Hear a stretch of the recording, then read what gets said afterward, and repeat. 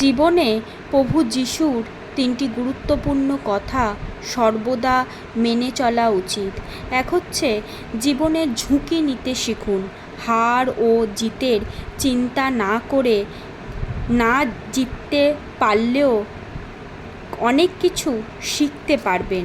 নিজের যোগ্যতা প্রকাশ করার জন্য অপমান ও লাঞ্ছনার দরকার, কেননা যারা জগতের মানুষ যাদের উপর হেসেছেন তারাই জীবনে ইতিহাস রচনা করেছে।